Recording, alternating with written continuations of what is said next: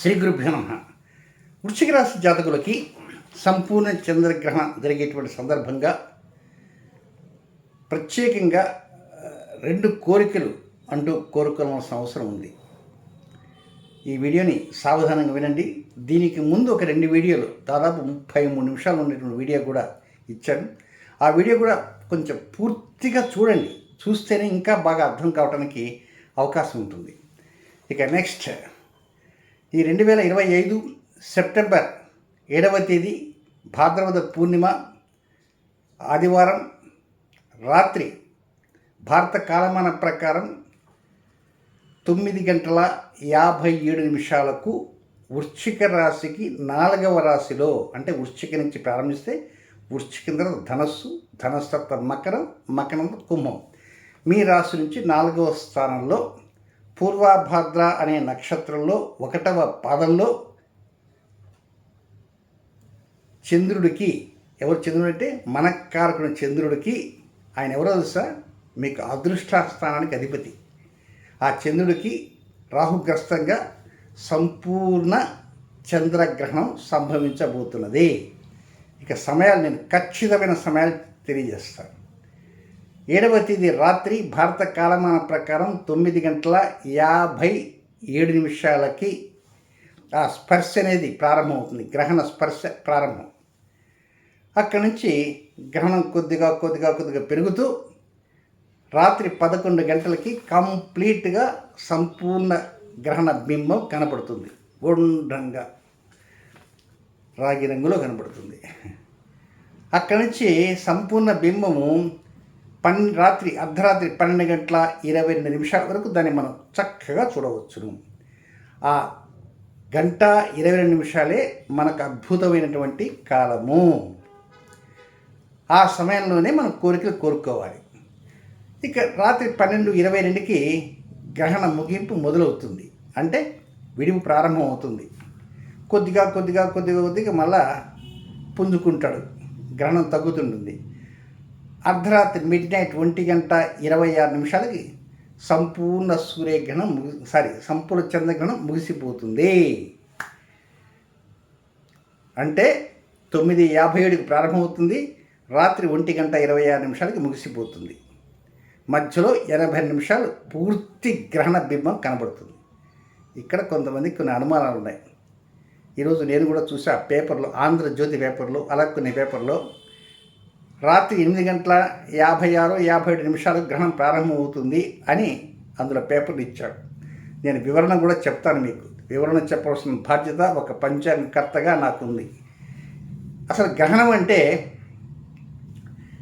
గ్రహణ స్పర్శ ఎప్పుడైతే జరుగుతుందో స్పర్శకు ముందు 60 నిమిషాల పాటు, అలాగే గ్రహణం పూర్తయిన తర్వాత 60 నిమిషాల పాటు, అది చంద్రగ్రహణమైన, పాక్షిక చంద్రగ్రహణమైన, సంపూర్ణ గ్రహణమైన, సూర్యగ్రహణమైన, అది సంపూర్ణమైన, పాక్షికమైన, ఇంత గ్రహణమైన ఎంత గ్రహణమైనప్పటికీ ముందు ఒక 60 నిమిషాలు, వెనుకకు 60 నిమిషాలని ప్రఛాయ అంటారు. ప్రఛాయ అంటే ఛాయకు ఛాయ, నీడకు నీడ, క్రీనీడ. అంటే అది క్రీనీడలోకి వెళ్తుంది. అంటే భాద్రపద పూర్ణిమ అంటే గ్రహణం బింబం ఎట్లా ఉంటుంది, చంద్రబింబం దగద్ధాయమానంగా మెరిసిపోతుంది. పూర్ణిమ అంటే చంద్రుడు. అలాంటి చంద్రుడు తేజోవిహీనమై బ్లర్ అయిపోతాడు, మసకబారిపోతాడు. ఆ మసకబారిపోవటం రాత్రి 8:56-57 ప్రారంభమయ్యి 9:57 వరకు చంద్రబింబం కనపడుతూనే ఉంటుంది, మసకబారే ఉంటుంది. 9:57కి రాహు అట్లా వచ్చేస్తాడు. స్పర్శ అప్పుడు మొర్రె మొదలవుతుంది. కొద్దిగా ఒక మూల అక్కడి నుంచి ఇంకా తినేస్తుంది. కొద్ది కొరుక్కుని తిన్నట్టు తినేస్తుంది. 11 గంటలకు మొత్తం తినేస్తుంది. 11 గంటలకు బింబం కనబడుతుంది. ఇది తిరిగి రాత్రి 1:26 గ్రహణం పూర్తి కాగానే మళ్ళా చంద్రుడు ఏమి దగద్ధాయమానంగా మెరిసిపోడు. మళ్ళా తేజోవిహీనమైన కాంతితోటి, మసకబారిన కాంతితోటి మరొక గంట సేపు అట్లా కొనసాగుతాడు. ఆ కొనసాగదని ప్రఛాయ, ముందు వెనక ఉంటుంది. ఈ పేపర్ వాళ్ళకి ఆ సైంటిస్ట్లో ప్లానటోరియంలో ఎవరో ఇచ్చారు న్యూస్. వారు ఏం చేస్తారంటే ఈ కాంతి విహీనం కావటంతో కూడా కలుపుకొని ఇచ్చారు. కనుక గ్రహణం ప్రారంభమైంది 9:57కి, 8:56కి మసకబారటం మొదలవుతుంది. అది గ్రహణం కింద కాదు. సరే, అర్థమైంది కదా మీ డౌటు. ఇక నెక్స్ట్, ఆ రోజున రాత్రి 11 గంటల నుంచి 12:22 వరకు, అంటే 80 నిమిషాల వరకు పట్టు స్నానం అంటే ముందు చేస్తారు, విడిపు స్నానం ఉంది, ఇవి స్నానాలు తాంత్రికులు, మాంత్రికులు, ఉపాసకులు ఇవన్నీ చేస్తుంటారు. వీటి గురించి నేను ప్రత్యేకంగా చెప్పదలుచుకోలే. చెప్పింది చెప్పినా పార్టీ వాళ్ళ దాసరి అన్నట్టు అవుతుంది. నేనేం చెప్పను, ఎందుకంటే అనేక వీడియోలు వస్తున్నాయి, ఎవరికి తోచి వాళ్ళు చెబుతుంటారు. ముఖ్యమైన పాయింటే, నేను చెప్పే పాయింట్ ఏ ఒక్కరు కూడా చెప్పలేదు కూడా. ఇది 100% షూర్. ఎవరు చెప్పరు కూడా, ఇంత లోతులకు వెళ్ళరు. ఇక మీరు 11 గంటల నుంచి 12:20 లోపల ఏదో స్నానం చేయటము, పాద ప్రక్షాళన చేయటము, ఏదో రాత్రికల్లా తినేస్తారు. సాయంత్రం 6-6:30 తినేస్తే అది ఇంత అరిగిపోతుంది.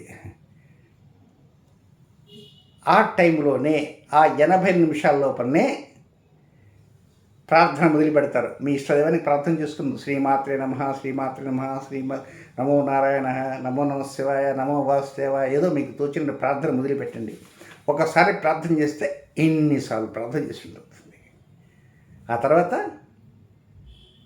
కోరికలు కోరుకోండి. పిల్లలకి బాగా చదువులు రావాలని, పిల్లలకి ఆరోగ్యాలు బాగుండాలని, మంచి ఇల్లు కట్టాలని, భూములు బాగా కొనాలనో, లేక భూములు ఏదైనా అమ్మాల్సిన భూములు మంచి రేటు రావాలనో, ఇల్లు కట్టాలనో, వాకిలి కట్టాలనో, పెళ్ళిళ్ళు చేయాలనో, ఏవో రకరకాల కోరికలు ఉంటాయి. పిల్లల చదువులు బాగా ఉండాలనో, త్వరగా వివాహం కావాలి, ఈ కోరికలన్నీ చెప్పుకోండి. ఎవరికి? ఆ భగవత్ స్వరూపం ఉన్నటువంటి ఆ చంద్రుడికి, మనక్కన చంద్రుడికి అన్నీ వింటాడు ఓపికగా. ఇది ఒక అద్భుతమైన చంద్రగ్రహణం. అయితే మీ కోరికలకి తోడుగా నేను రెండు కోరికలు చెప్తాను. రెండు కోరికలు చెప్తాను. అదేమిటి ఆ 2 కోరికలు అంటే వెరీ సింపుల్. నా అదృష్ట స్థానం దెబ్బతినకూడదు.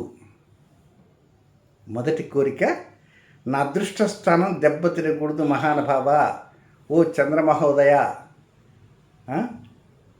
చంద్రుడు ఎవరు? లక్ష్మీదేవి యొక్క సోదరుడు, చంద్ర సహోదరి ఆమె, ఆ తల్లి. ఓ చంద్రమహాదేవా, ఓ మనక్కారక, నా అదృష్టం దెబ్బతినకుండా ఉండాలి. చాలు, మొదటి కోరిక. ఎందుకంటే మీకు 9వ అదృష్ట స్థానానికి అధిపతి కనుక. ఇక రెండవ కోరిక ఏంటంటే మంచి ఆరోగ్యంతో చక్కగా ఉండాలి. మన ఉద్యోగం అడగలే, వ్యాపారం అడగలే, అవన్నీ మీరు అడుక్కోండి. మంచి ఇల్లు కావాలని చెప్పలే, వాహనం కావాలని చెప్పలే, మంచి ఆరోగ్యం కావాలి. మొదటి కోరిక అదృష్టం దెబ్బతినకుండా ఉండాలి. అంటే దురదృష్టం వెంటాడకూడదు, అదృష్టం దెబ్బతినకూడదు. రెండవ కోరిక చక్కని ఆరోగ్యం ప్రసాదించు. అంతే, ఈ 2 కోరికలు.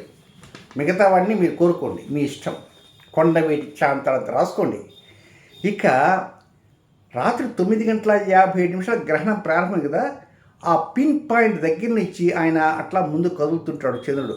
పూర్వాభాద్ర, ఉత్తరాభాద్ర, రేవతి, అశ్విని, భరణి, కృత్తిక, రోహిణి అట్లా వెళుతూ మిథున రాశి, కర్కాటక రాశి, సింహరాశి, కన్యా రాశి, తులారాశి, వృశ్చిక రాశి, ధనుస్సు రాశి, మకర రాశి, మళ్ళా తిరిగి కుంభరాశి. ఎక్కడైతే గ్రహణం పట్టిందో తిరిగి అదే పాయింట్కి ఆయన రావాలంటే అక్టోబర్ 5వ తేదీ మధ్యాహ్నం 1:38 అక్కడికి చేరతాడు. అంత టైం పడుతుంది. ఈ రాష్ట్రంలో తిరుగుతాడు, డప్పు కొట్టుకుంటూ తిరుగుతాడు ఆయన పాపం.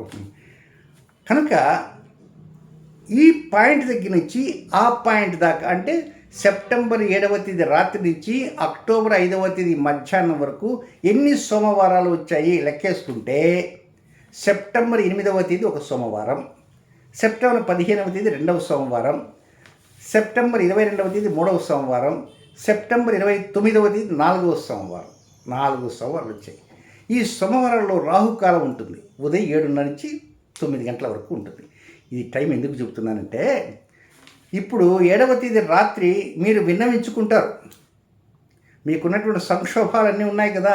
ఈ సంక్షోభం అంటే ఏంటంటే అన్నట్టు, అందుకే మొదటి వీడియో చూడండి, క్లియర్గా ఉంటుంది. మీ సమస్యలన్నింటినీ సంక్షోభం కింద చెప్తున్నా.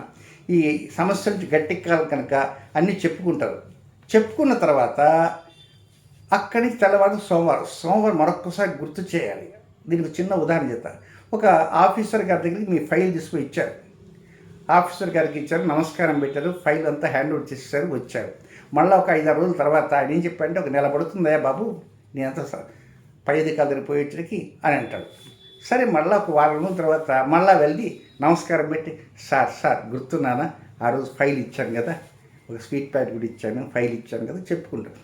గుర్తుందయ్యా, సార్ ఎప్పుడు అవుతుంది, ఒక నెల పడుతుందయ్యా అంటాడు. మళ్ళీ 10 రోజులు మళ్ళీ నమస్కారం సార్ ఫైల్ అంటాడు, గుర్తు చేస్తాను కదా. అలాగే 8వ తేదీ సోమవారం, 15వ తేదీ సోమవారం, 22వ తేదీ సోమవారం, 29వ సోమవారం, 4 సోమవారాల్లో ఉదయము 7:30 నుంచి 9 గంటల వరకు ఉండేటువంటి రాహుకాల సమయంలో మరొక్కసారి మీ మనస్సుకు గుర్తు చేసుకోండి.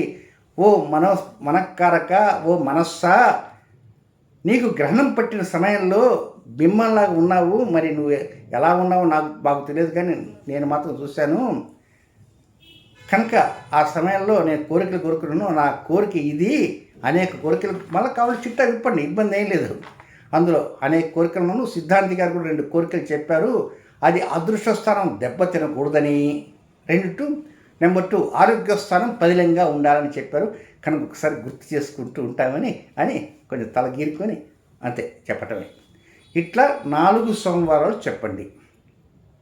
ఆ సోమవారం చెప్పాడు, దీన్ని టిఫిన్ చేసి చెప్పన్నా, పూజ చేసుకుని చెప్పన్నా, ఎన్ని ఒత్తులు వేయాలా, తూర్పు, ఇవన్నీ వద్దు. మీరు పూజ చేయండి, పూజ చేయకపోండి, అదంతా అనవసరం. డ్రైవింగ్లో ఉండండి, ఆఫీసుకు పోండి, ఎక్కడైనా పోండి, కనుక ఆ టైంలో చెప్పడానికి ప్రయత్నించండి. వెరీ సింపుల్, అంతే. ఇది ఒక అద్భుతమైన గ్రహణం. ఈ గ్రహణం తిరిగి మళ్ళా రాదు.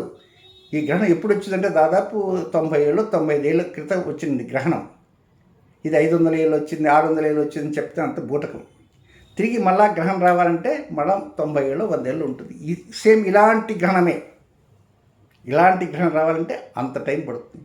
ఇప్పుడు మెడ మీద తల ఉన్నటువంటి ఏ ఒక్కడూ ప్రపంచంలో తిరిగి ఇలాంటి గ్రహణాన్ని చూడలేరు. సో మిస్ కావద్దు, చక్కగా చూడండి.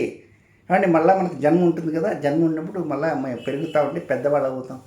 ఏమో మనకు మానవ జన్మ వస్తున్న గ్యారెంటీ ఏమిటి తెలియదు. నేను ముందుగా చెబుతారా, రాబోయే నా జన్మ ఏమిటో తెలుసా? రామచిలుకగా పుడతాను.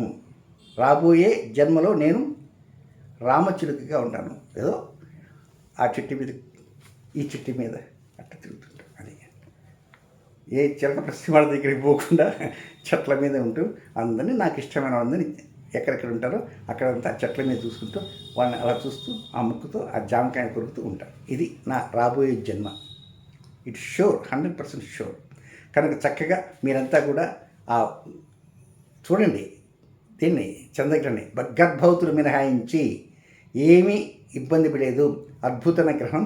ఈ గ్రహణం రోజున మీరు చక్కగా మీ కోరిక నెరవేర్చుకోవడానికి అవకాశం వచ్చింది కనుక ఇలాంటి అవకాశాన్ని జార విడుచుకోవద్దు. శుభం.